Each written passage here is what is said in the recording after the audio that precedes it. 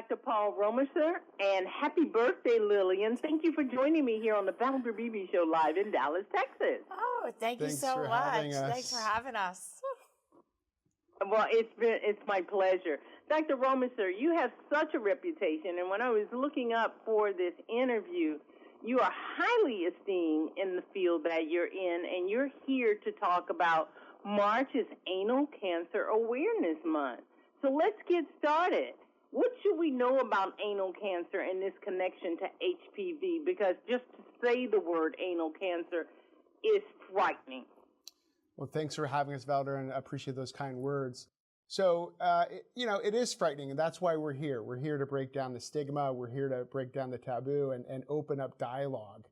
And what we know is that 90% of anal cancers are associated with an infection from the human papillomavirus, or HPV. And HPV is common. Almost everyone who's been sexually active has likely been exposed and likely infected with HPV. Normally, it's our healthy immune system that's going to track down, target, kill, and eliminate this virus from our bodies. But in some people, the immune system fails to do that, and the virus can linger, and that can lead to cancer. And in 2024, we saw over 10,000 cases of anal cancer diagnosed in the U.S. alone. And what we're seeing is that cases are rising, and that's why we're here. We really want to bring critical awareness to this cancer, and as you just mentioned, not everyone likes talking about their anus, and so it's okay. We're here to talk about it, and we're here to help inform your viewers and listeners. I'm going to switch to Lillian in a moment, but I want you to expound on, you say anyone who has been exposed to sexual activity. Are you saying someone has to be infected, or how does that work with HPV? Yeah, that's a great question. So it's typically considered to be transmitted during sexual activity, but it's not just sexual activity. It's really skin-to-skin contact. And so we use that as an analogy just to say that when you're engaging in any activity that has skin-to-skin contact or that level of intimacy, you can actually transmit the virus from one another. And it's very common, right? And so most people who, are living lives have likely been exposed or infected by the HPV virus. Okay, thank you so much for that explanation. Lillian, can you give us a synopsis of your cancer journey? Yes. So 7 years ago, I was diagnosed with HPV-related anal cancer. I didn't like saying the word either. And I knew something was wrong because I had symptoms, which was itching, bleeding, and some pain. And I went to see my gynecologist, and she missed it. And then but I knew something was wrong because you know your body. And then I ended up seeing my gastroenterologist, and I was diagnosed with stage 2 HPV-related anal cancer. And that's why what we're doing is so important, partnering with Insight to raise awareness about this awful disease. Did you know about the risk of anal cancer, Lillian, if I could ask you, prior to being exposed to it? Valder, I knew that HPV causes cancer, but I always thought of cervical. I didn't know about the other cancers. So naturally, when I was told I had anal cancer, I thought, oh, I can't believe this. It's why me, right? But why not me? But on that note, another big thing that we do is we try to reduce the stigma and empower people to talk about this, because the only way we're going to make it mainstream is to discuss it and not hide it. We want to empower people to speak about it. And obviously, you know your body more than anyone else.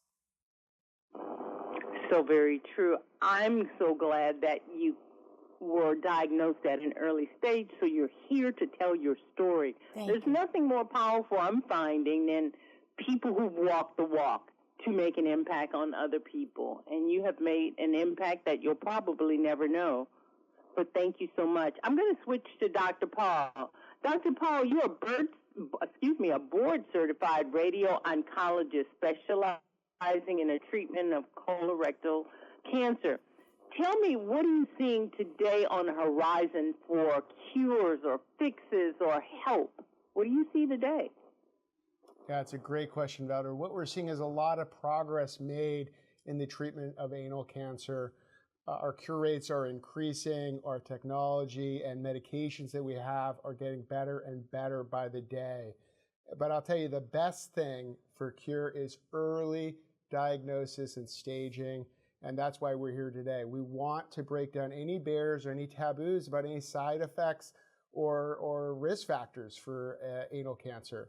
So risk factors include things like HPV infection, immune suppression, smoking, tobacco use, receptive anal intercourse, or a history of other HPV-associated cancers like cervical cancer, head and neck cancer. And certain high-risk people may benefit from screening programs. So it's important that you talk to your doctor about that.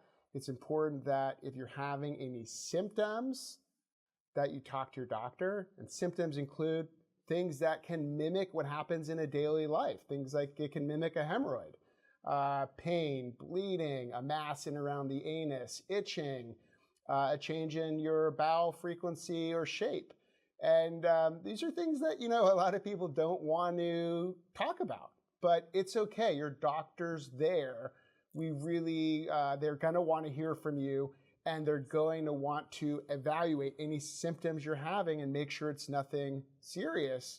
And as I said, the sooner you have symptoms, the sooner you tell your doctor, the earlier anything will be caught, or the earlier you'll be reassured. Thank you so much. I'm going to wrap up with Lillian. Lillian, where do we go to learn more information? Right. So I mentioned before, we're partnering with Insight to raise awareness. You want to go to the website analcancer.com. And also you should know that if anybody does get diagnosed or they go to the hospital, that a strong relationship with their physician is really important for them to get through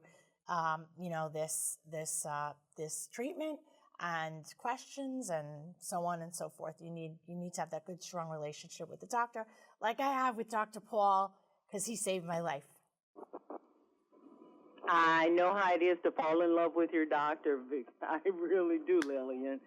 Thank you so much for joining us, and happy birthday. And Dr. Paul Romesser, thank you for being so esteemed and revered in your community. Like I said, I heard great things about you because I do my research prior to that, and I heard great things about you. So thank you both for being my guest on the Valder Beebe Show.